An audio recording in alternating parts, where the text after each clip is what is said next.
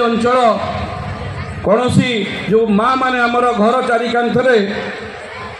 सबु बड़े रोचंती किंतु गोटे कौन मनोरंजन कार्यक्रम को देखापी सुजोग न थाए। प्रेस क्लब से जो 5 दिन धरी आयोजन करते समस्ते मुझे देखी समस्ते महोत्सव रे आनंदित मजा उठे उपभोग करी आमर महोत्सव कमिटी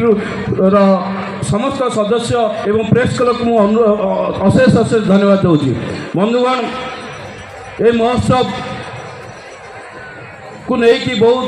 वाद विवाद अनुष्ठित होता मु खाली एति कहबी प्रेस क्लब रो बंधु माने मो पाखु जाइथिले सान भाई आमर सभापति मनोरंजन शतपथी महाशय एवं सान भाई अक्षय भौणी मधुस्मिता साहू चुमकी एवं सुभाष भाईना जो घर को गले कहले बापी ना एथर महोत्सव हम ना नहीं मु खाली कौन कह ना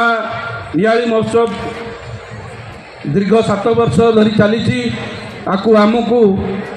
बंचाइबा को पड़ो। आमे आपणकर साहाय्य लोड़ुचु आपणकर साहाय्य नहले ए महोत्सव आगु को बढ़ी पारिबो नाही। मु तांकु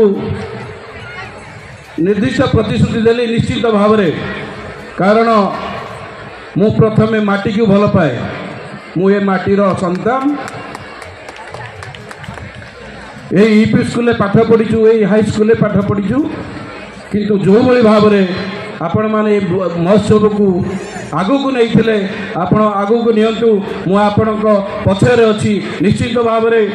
मुझे प्रतिश्रुति देती ए महोत्सव को आगू को नापी तेणु यापर आम आगे थिलु एवं समस्त सहयोग सबु धर्म सबु जाति सबु दलर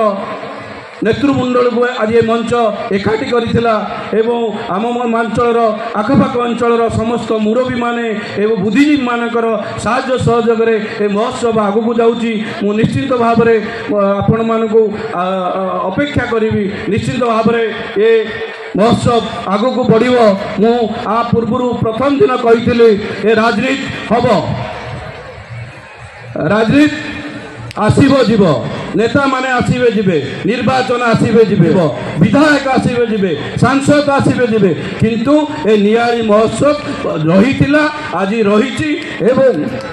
आगू को मध्य रहिबो। यह होची नियाली 12 साई मुरबी मानकर प्रतिष्ठा प्रतिश्रुति ए महोत्सव जेपर्यंत आमे ए नियाली माटीर पुओ हिसाब रे बंचितबू ए महोत्सव को सबुदिन पाई बंचाई रखबू एथिपाई आपणकर साहाय्य एवं सहयोग मध्य आमे कामना करूछु। कारण ए महोत्सव कार नुहे ए महोत्सव होची नियाली माँ भौणी मानकर ए महोत्सव होची नियाली गुरुजन मानकर ए महोत्सव होची नियाली युवबधू मानकर ए जो मंच रे जो बड़ी भाव में ओडिशार ऐतिह्य कला संस्कृति नाच संगीत परिवेषण कर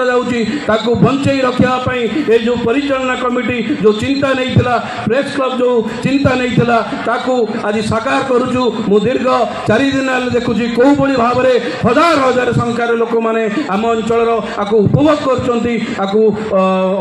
उपभोग करके आनंदित लाभ कर अति उल्लासर सहित आपको उपभोग कर